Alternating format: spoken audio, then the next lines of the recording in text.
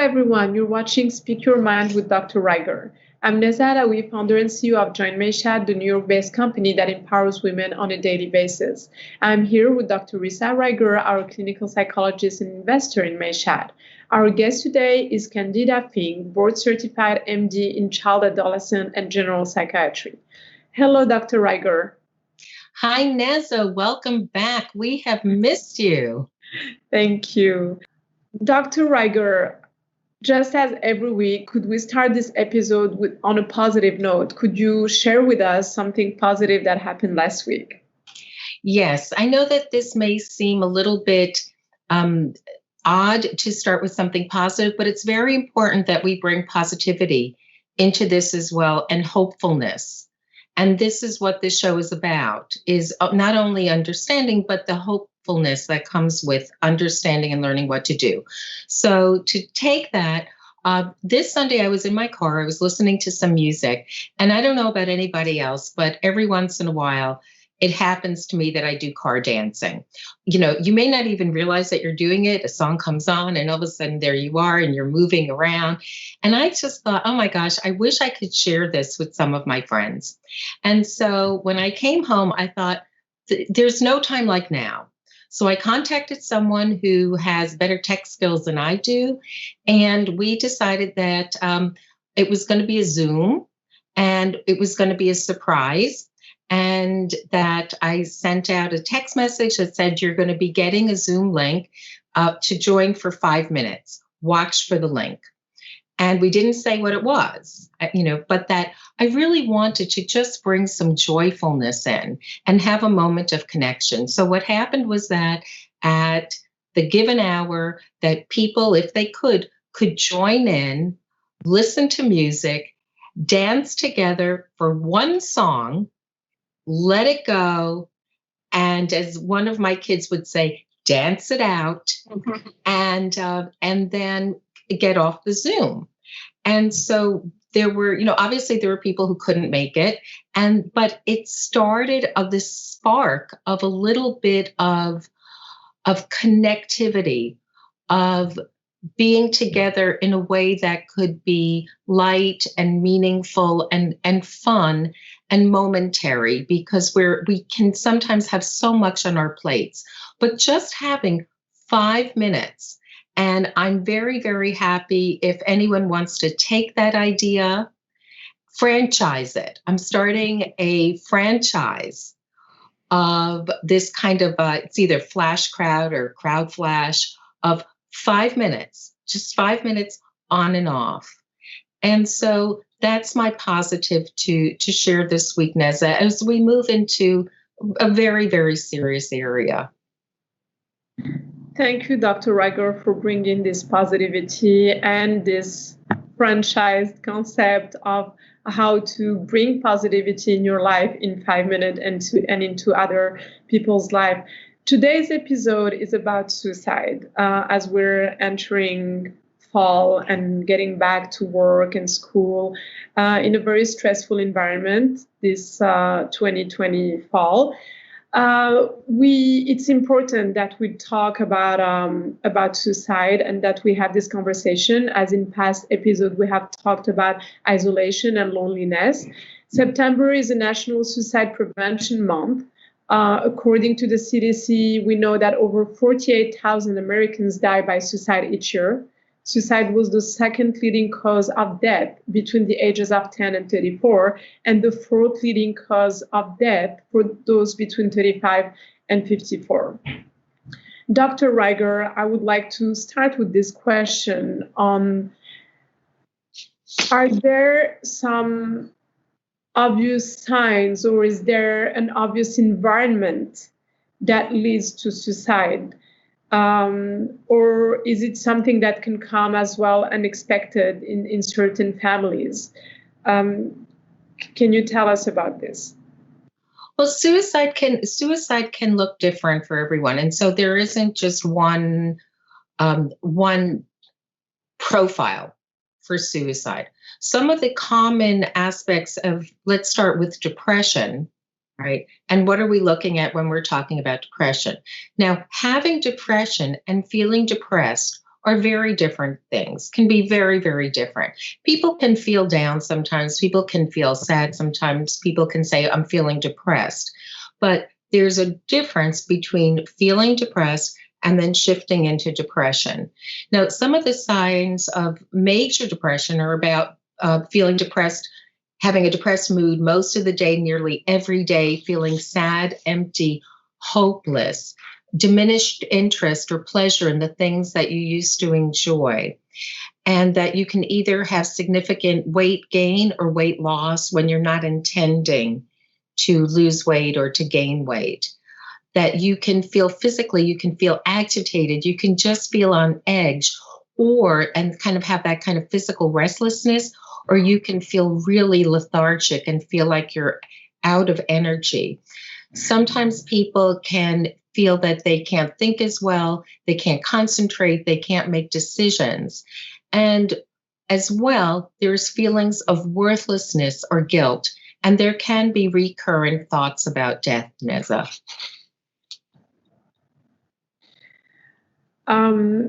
Can you tell us some statistics about the families that have experienced this in America? Are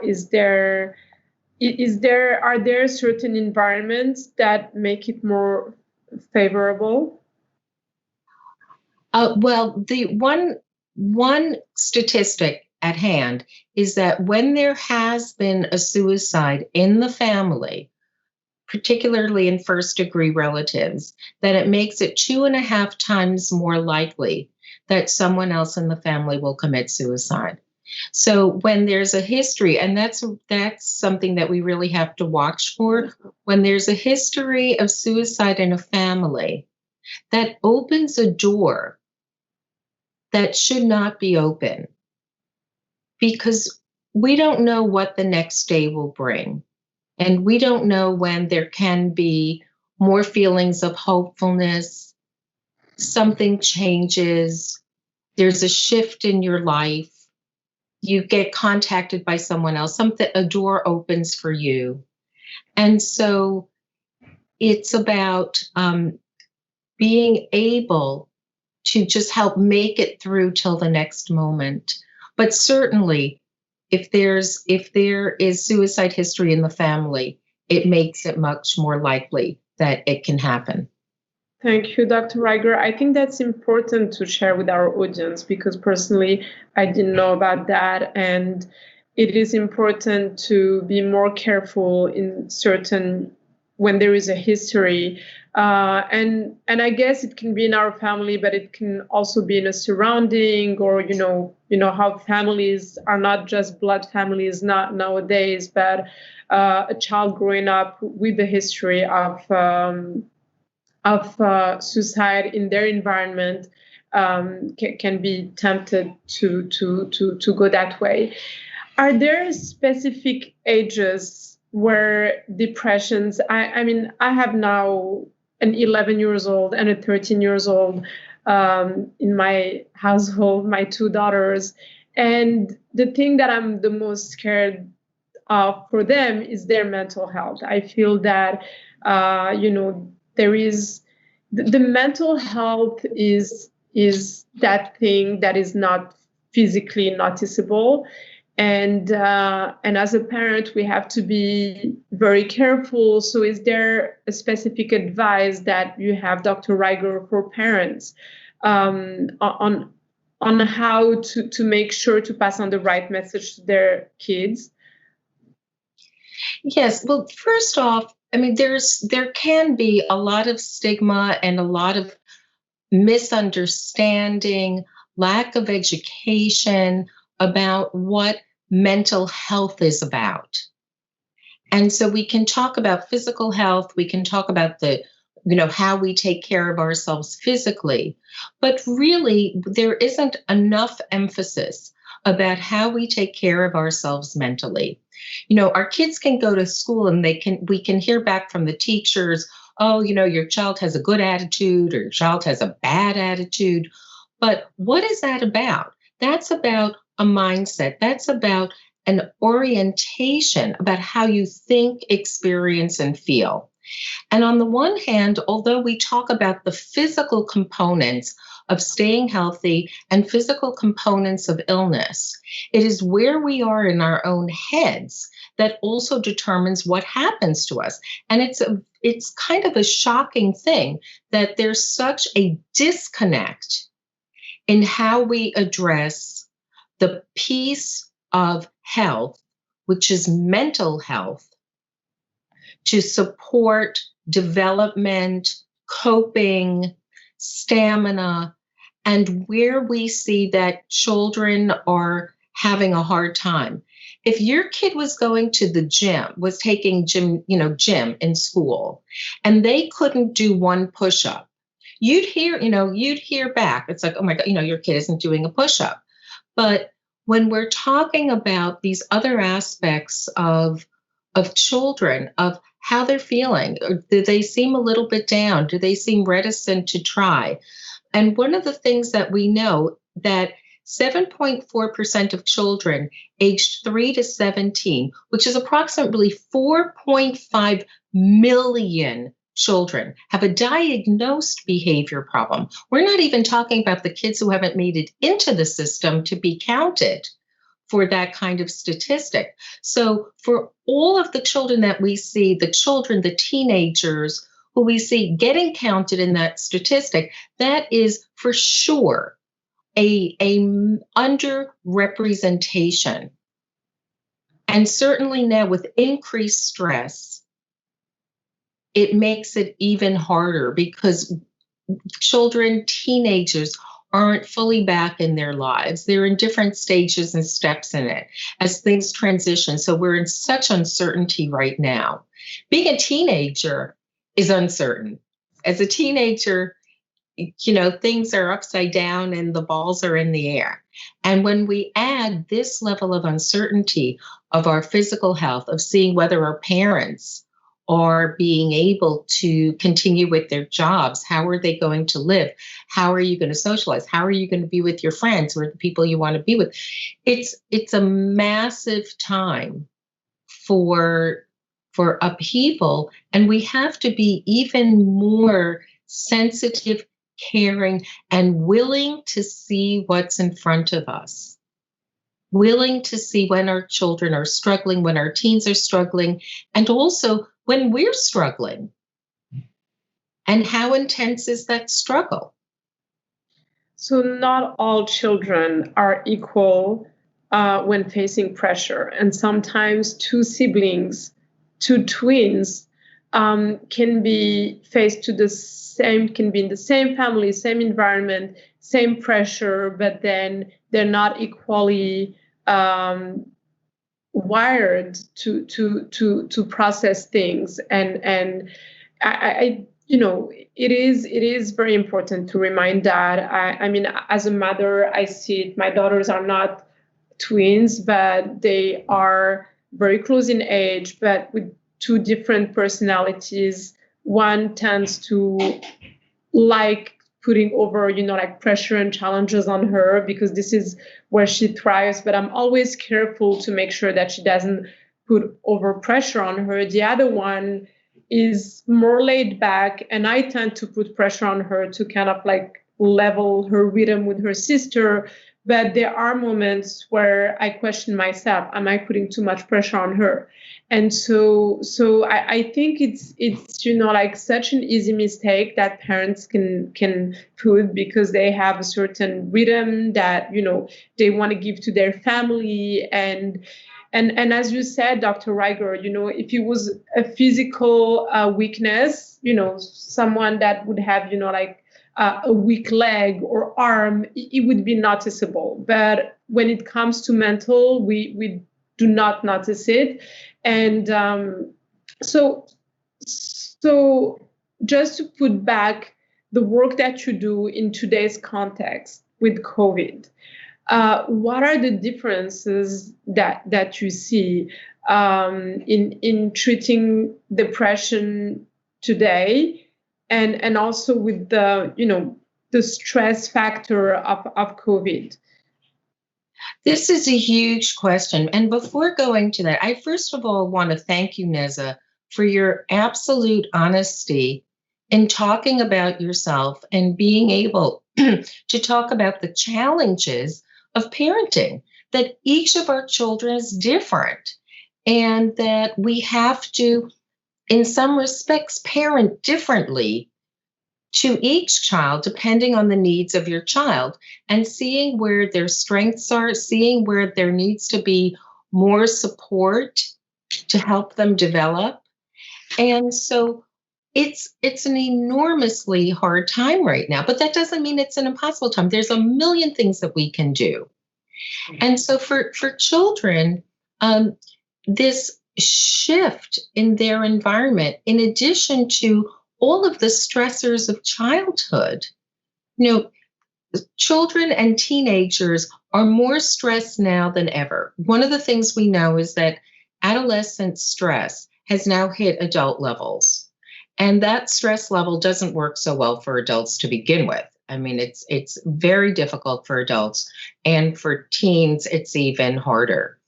And so how do we bring help and understanding to our children? And how do we bring that kind of difference and understanding with them?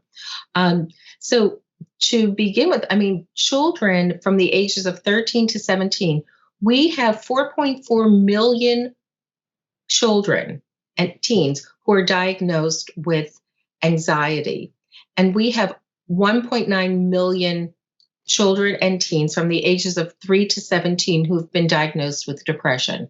And that is a major underdiagnosis, because these are children who haven't been brought into the system, but it doesn't mean that they're not suffering. And so what do you do? One is that you have to recognize it. That's crucial. And so it takes, as a parent, no one wants to believe that their child could be having emotional problems, that their child's mental health may not be what they want it to be. If you've loved your kid, you figure your kid's got to be okay. But that's not necessarily the case. It just isn't. And so when parents put that burden on themselves of, my child isn't feeling happy, I must need to do more to make them happy, your heart's in the right place, but you're hitting the wrong mark. And that sometimes children need help. They may be doing the best that they can, and you may be doing the best that you can, but that it's not enough. You're a parent. You're not a trained professional. And that's different. It's very, very different. And so that there are children, there are teenagers who need additional help to learn and understand. It's not just tools. We're not toolboxes. We're not going to buy someone another hammer. We're not going to buy someone another screwdriver. That hammer, it needs to go into a hand. And that hand is going to be held by, that tool is going to be held differently by every single person who holds on to it.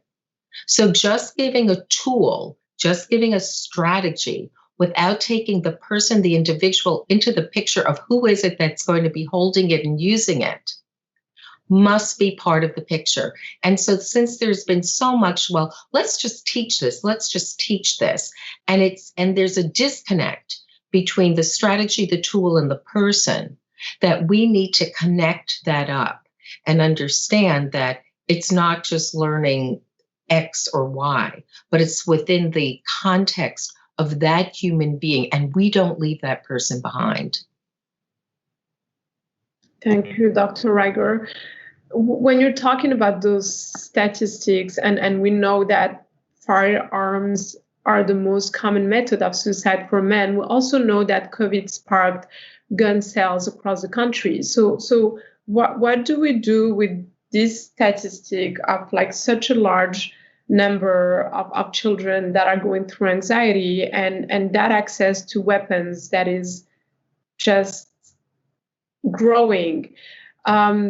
Is there a connect do you feel that there is something that we could be doing better for our society on that level? Well, there are two ways of talking about this. One is, what is the immediate issue? And I think that's where we need to jump right now.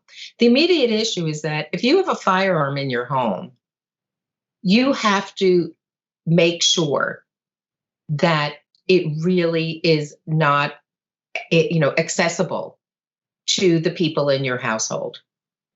If you have a firearm and you've made that decision for yourself, the next step of responsibility is ensuring that no one else can have access to it. And kids are smart. Teenagers are smart. Other people in your family are smart. And they can figure out a lot. And so if you've taken the responsibility to have a firearm, then it's a double responsibility to make sure that no one else can have access to it. It's very important, especially that now on like on internet, they can figure out everything. So to make sure that it's far away, and we're not talking about the children, like in the same children when I was growing up in the 80s or in the 50s, like these are 2020 children, and they have access to so much positive and negative knowledge, so much influence. And we need to make sure to protect them. So our guest today is Candida Fink. Candida, we're so honored to have you with us. You are a board-certified MD in child, adolescent, and general psychiatry. You specialize in complex mood and anxiety disorders, mental health in schools, and neurodevelopmental disorders, including ADHD and autism spectrum disorder.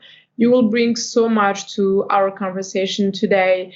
As you also specialize in mental health in school, can you tell us about school this year and all the anxiety that comes with it? So much uncertainty for us as parents, but I feel it like even more for children who are used to be in a rhythm that, after all, like gives them a certain stability.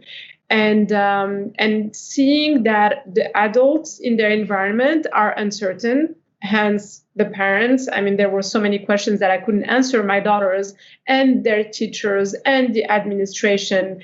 So I see that there is a lot of anxiety in children this year. Absolutely. Thank you so much for having me. This is such an important topic, and I'm so glad.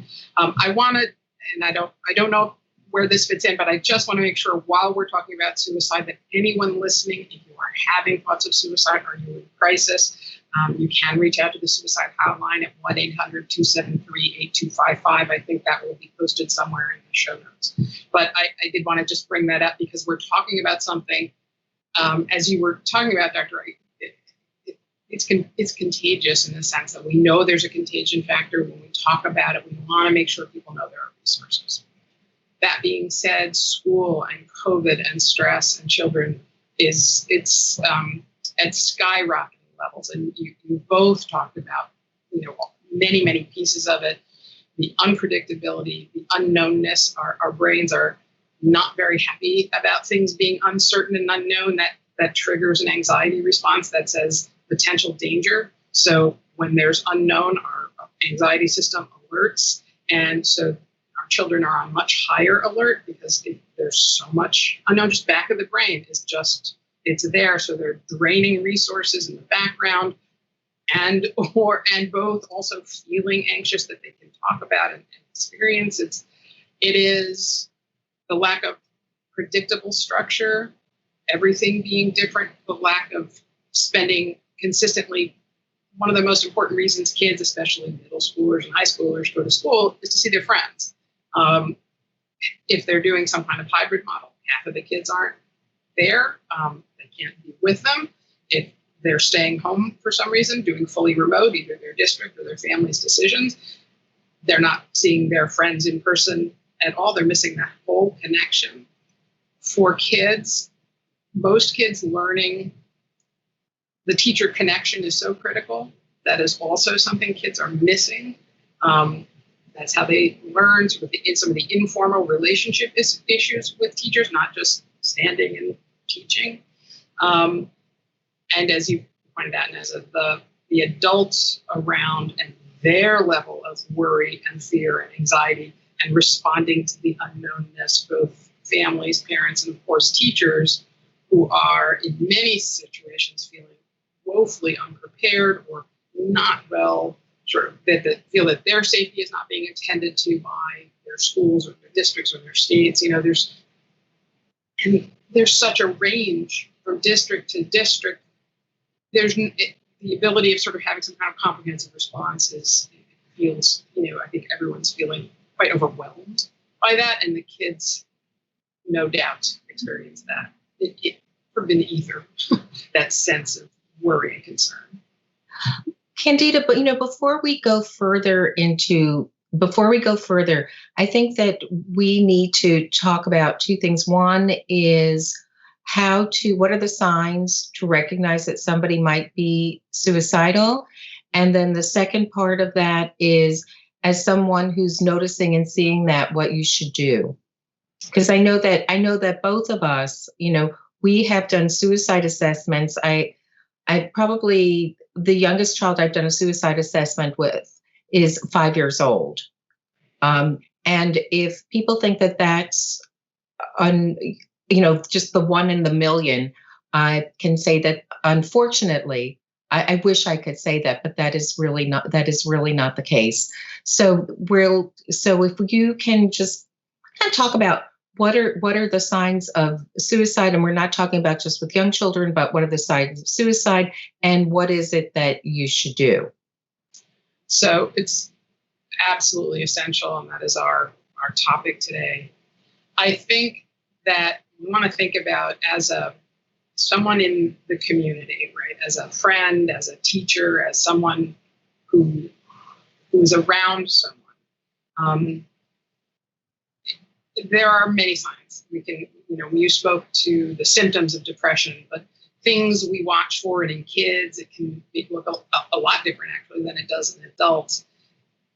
But people who are sort of withdrawing from their usual activities, not as connected, not as energized, or much more anxious, showing significant change from their usual self, I think is one of the most important things.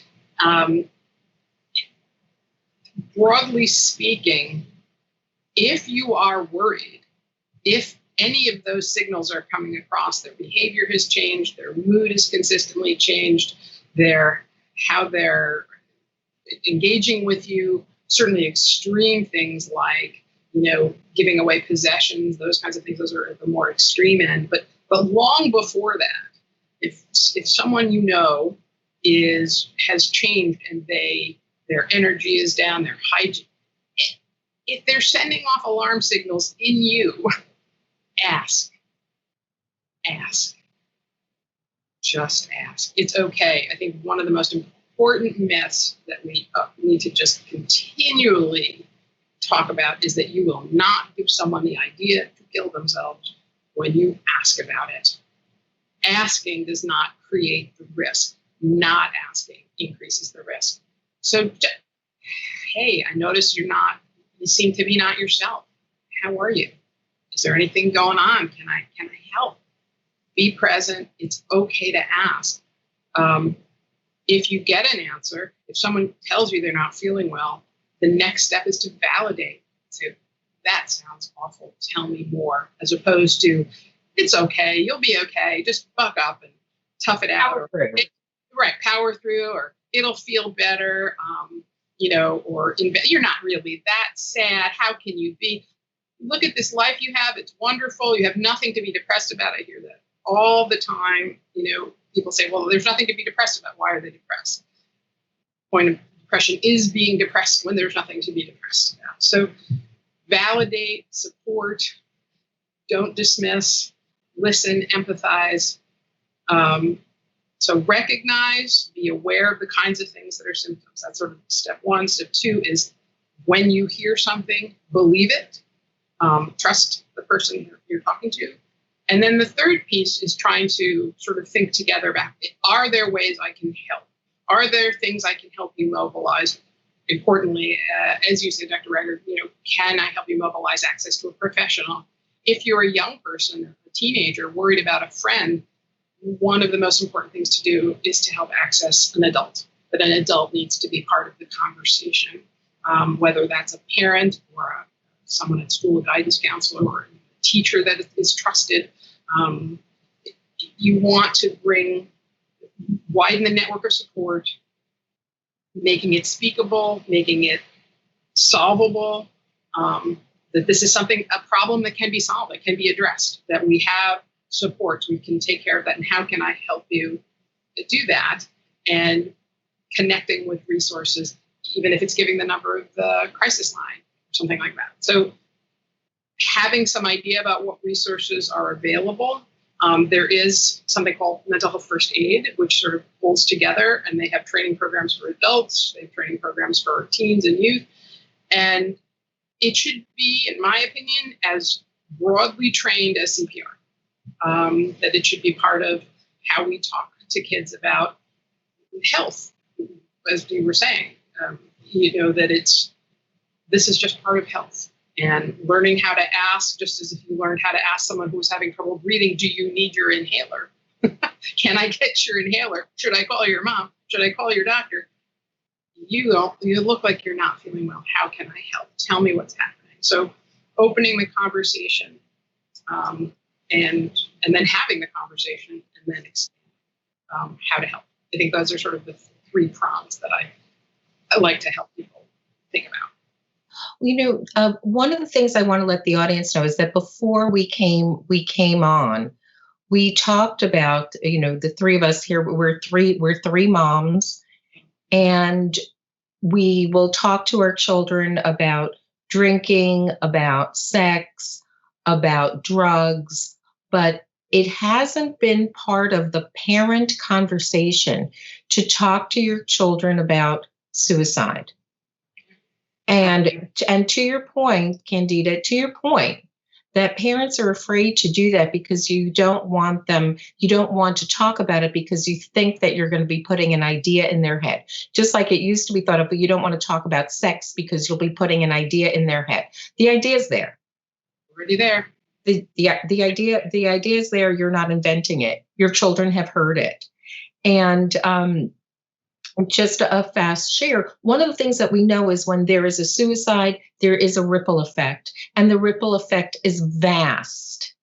The ripple effect goes beyond what you can imagine, because one person committing suicide, these are all our children, no matter how old, one time that person was a child, no matter what, they're all our children.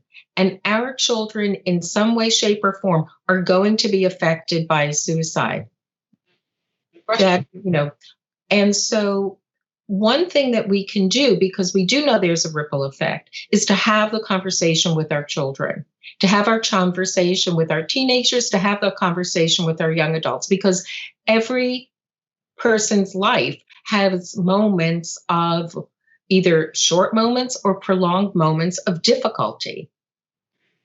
And just as we would warn against not drinking and driving, right, to talk about suicide and say, look, there are times, and this may never come up for you, and you may never feel this way. But as your parent, I want you to know this, that if there are ever times when you feel that things are really rough, and when you look outside, it looks dark to you, that your life is feeling very, very dark, and you're really thinking about this, you're having thoughts about suicide, you need to promise me. You need to promise me. We need to have a contract. We need to have an understanding. You need to promise me, and whatever language you want to use, that that's not something that you're going to do. That if you're feeling this way, you call me, no questions asked, just like we have our kids. If you're somewhere at a party and there's something going on or you're uncomfortable, no questions asked. I'll go pick you up. No questions asked. If you're feeling this way, I will be there for you. I will help you. Do not do anything. It's like basically telling your kid, don't get into a car drunk. Yeah. Right? You'll tell your kid, don't get into your car drunk. It's don't do anything, right?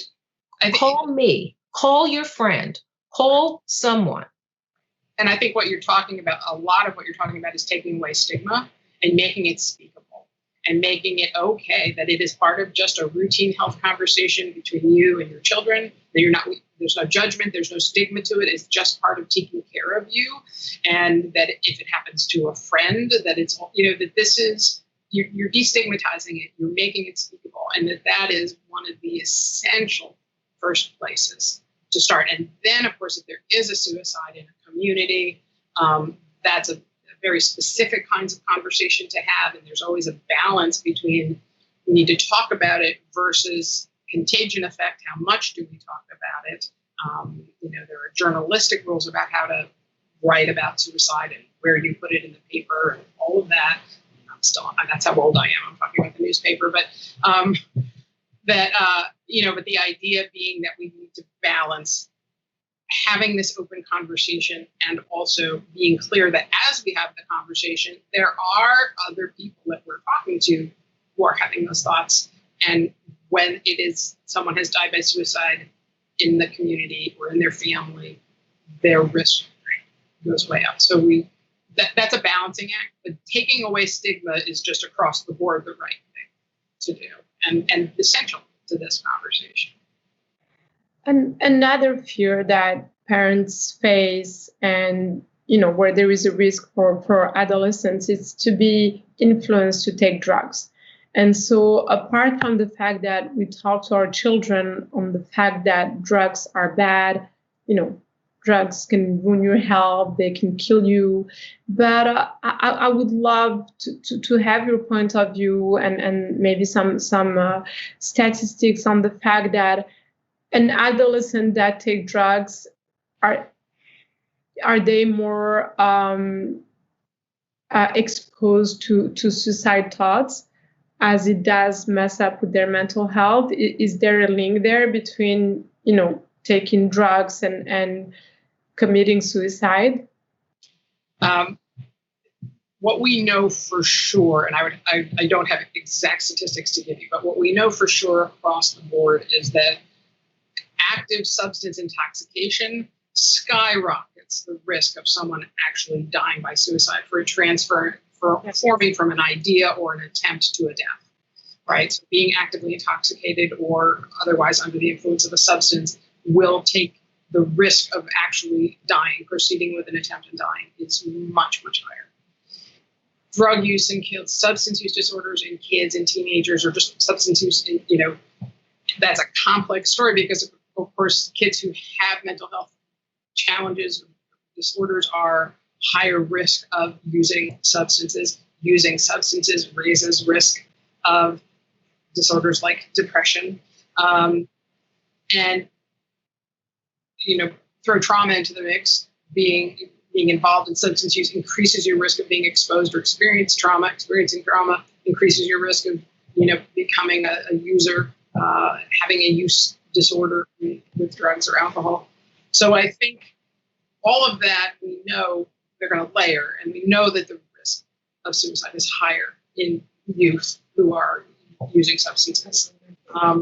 So similarly, having an open conversation and destigmatizing, to your point, Risa, being able to say to your child, come talk to me. No judgments, I want to help. This is an issue that we need. I'm not going to judge you. I'm not going to yell at you. We need to figure this out. And that has to be, our work, both as individual treaters, but as professionals, to be speaking out in the community and to help the community understand this conversation. I mean, there's been such a tragedy of opiate deaths across the board here in our local community. We've had just tragic loss. And so and that's not necessarily from suicide, but from accidental overdose, or sometimes we don't know, that those reports we never actually know the final assessment. So So opening up the conversation about substance use is extraordinarily important in opening up the conversation about suicide. I mean, they layer dramatically. And the one thing I will say, and I've said this since my kids were little, they're in their 20s now, almost 30s, we sometimes have this idea that the exposure to drugs is going to be some stranger lurking on a corner saying, hey, kid, you want to take this drug? But it's your neighbor. It's the kid next door. It's the kid 2 streets over. It's the kid at the next locker. You have to acknowledge the presence in the community of the risk. It's not a stranger. It's here among us. And so we want to open it up and not judge it, and be clear that we're talking about it. So that's what I would say. And sometimes, there's this idea, to your point, Candida, there's this idea that this other neighborhood or some other place for it, but it's in the most elite private schools. You see it's suicide and drug use go across socioeconomic levels. Yeah. And that's really an important piece of it. And as a parent, as a person, so we're talking about children, but this same also holds for the adults in your life, the people who you see. Are you seeing someone who's behaving differently, seems more down, seems more chronically down? And certainly with drug and alcohol use, both in teens and in adults, that people often use that as a means of self-medicating. Right. So untreated mental health issues. Yes. Chronic pain, people with poor access to healthcare and living in chronic pain. I mean, that's another whole set of conversation about increased risk of death and suicide. Could you also speak to that in the LGBTQ community? Sure. I mean, unfortunately, we know that risks of suicide are substantially higher in LGBTQ youth. And that is a broad story of kids who are not accepted, who are bullied, who are rejected, sometimes by family, almost universally by peers. They are miserably tormented as kids. The medical profession remains very inconsistent in their response to kids who present across the range of gender and sexual preference. And I think that until we have a broader conversation about acceptance and compassion and teaching our children that these are members of our community and we support them and accept them as they are. We believe what they say about who they are. We don't question them. We don't deny it. We don't say, oh, no, that can't be. And certainly we don't reject because those are all just tremendous risks for depression and sadly suicide. So it's a huge conversation, a huge and important conversation, and much higher risks. Can we talk about the guilt that comes with having a suicide going on in a family?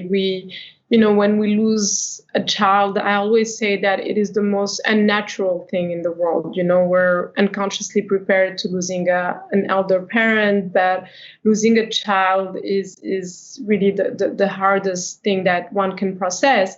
But the guilt that comes with it, when you find parents that are successful, sensitive, very moderate in their life, and having a child that commits suicide, and the first thing is, what could I have done better?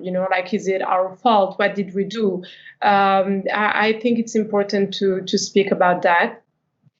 It's essential to speak about that. I think guilt around in suicide survivors, parents of children who die by suicide, is a huge risk for their own depression, their own suicide, understanding this as something that we do our best to work to prevent, to try to take care, doesn't happen, it still happens, and it is not anyone's fault.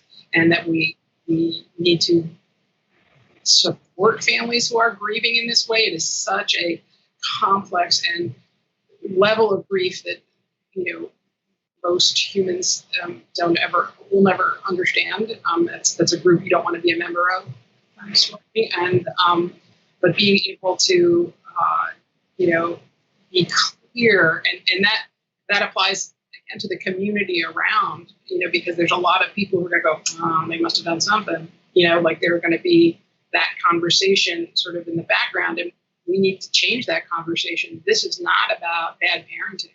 This is about mental health. This is about other access issues, health issues, pain issues, substance abuse, across the board challenges that there are some things we just will not be able to manage. And that is simply a death to be grieved, and no way should we be blaming parents. Parents are going to walk around, are going to often have, any suicide survivor has guilt.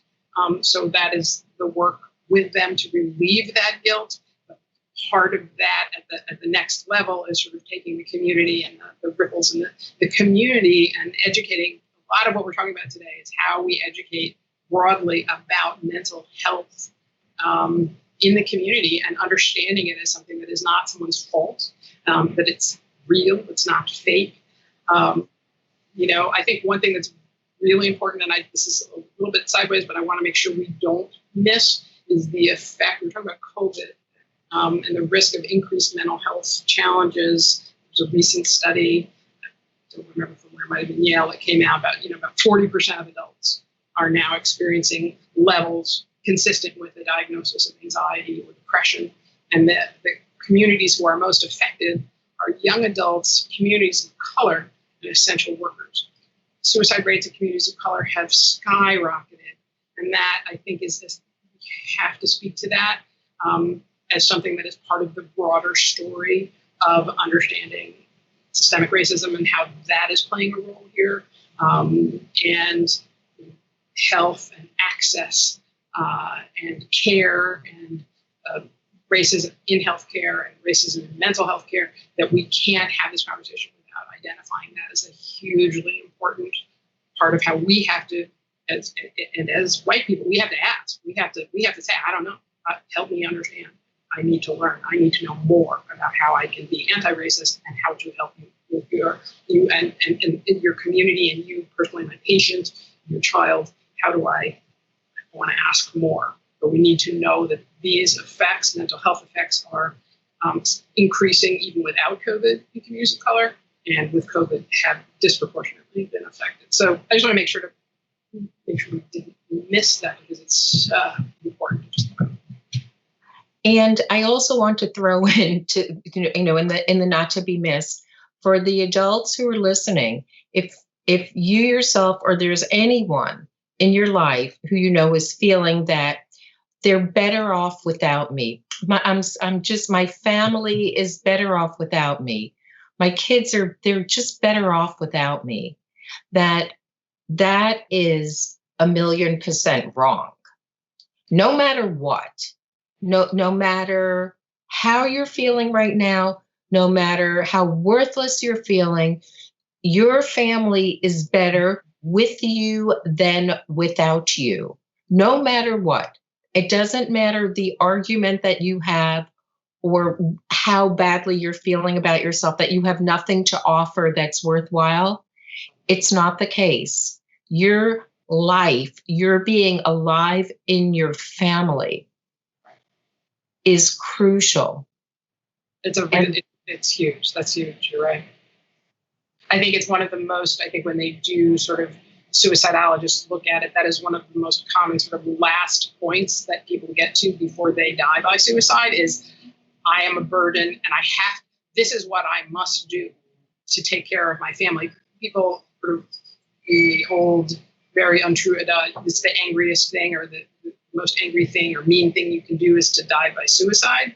And that is simply not the case. The vast majority of people who die from suicide think they're helping their family. They think they're doing the right thing because they feel that they have become such a burden. And so traveling through that with them, and they feel that today that is not true. Stay with me tonight, tomorrow, while we talk about this and get through this, and we'll figure out and help you really genuinely feel that you are not a burden. I know you feel like it right now, but hang on. We'll continue this conversation. That's all, so much of what we do when people are really feeling actively suicidal. Just hang on, just sit with me, just be with me, or, we'll get through this, we'll get to the other side, and then we'll figure that out. That's a huge, I think the other sort of psychological sort of experience that people often attribute to right before making a decision to die by suicide is feeling trapped, which sort of speaks to that there's no other solutions. The solutions have run out. And that's why so much of the focus is always on wherever we're at, there is a solution. I don't know what that is, but you're not trapped. You're never trapped. And I'm here to help. When I help you, I'm going to get people together to help you know you're not, that you are not. Candida, thank you so much for your valuable insight. It's such a difficult topic to cover in its overall. We want to bring all the solutions to our audience, but I feel that there is much more that we should be talking about. But with you and Dr. Ryger, we have covered the essentials on being sensitive and being aware of suicide and how to help people around us and how to notice it. Dr. Ryger, could you leave us with a conclusion, with a wrap up on what we have talked about? Of course. First of all, I want to thank everyone for joining us today and being here and sharing this difficult topic.